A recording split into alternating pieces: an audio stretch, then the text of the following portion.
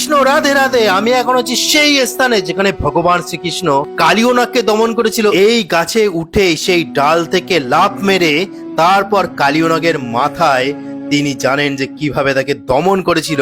আর এই সেই স্থান, পাশেই আছে যমুনা নদী। কালের ক্ষয়ে যমুনা নদী অনেক ছোট হয়েছে, কিন্তু দাপর যুগের সেই দিন ভয়ঙ্কর বজ্র বিদ্যুৎ সহ ঝোড়ো হাওয়া বইছিল। যমুনা নদীর জল উত্থাল পাতাল হচ্ছিল। ব্রজবাসীর সমস্ত গাছপালা প্রকৃতি থরথর করে কাঁপছিল।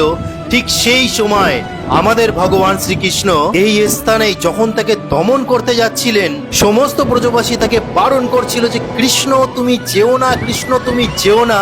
কিন্তু আমাদের ভগবান শ্রীকৃষ্ণ শোনেনি।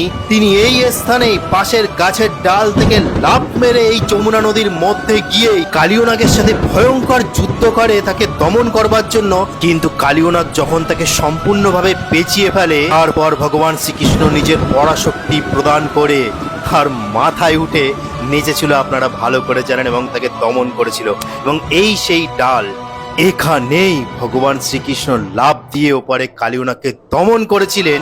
এবং সেই স্থান আপনারা দেখতে পাচ্ছেন যেখানে ভগবান শ্রীকৃষ্ণের চরণ ছিল, এবং সেই চরণ দ্বারা এই কালিয়নাগকে দমন করেছিলেন, যেটি আজও ওই বৃন্দাবনের কেশিঘাটের পাশেই আপনারা কালিয়নাগ দমন স্থান দেখতে পারবেন। এবং এই সেই গাছ, অনেকেই মনে করবে হয়তো এটা 200-300 বছর আগের গাছ, কিন্তু আপনাদের গাছটাও দেখিয়ে দেবো এই গাছ কতটা প্রাচীন। আপনারা কাছ থেকে না দেখলে বুঝতে পারবেন না। গাছের পাশেই সুন্দরভাবে বর্ণিত আছে তিনি কিভাবে কালিয়নাগকে দমন করেছিলেন। এবং এই গাছটি দেখুন কত প্রাচীন।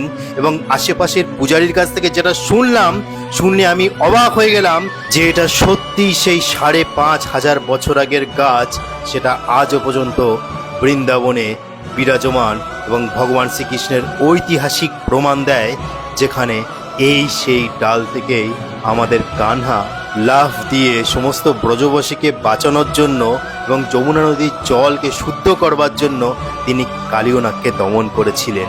তো বন্ধুরা, এটাই আজকের বলার ছিল। হরে কৃষ্ণ, রাধে রাধে।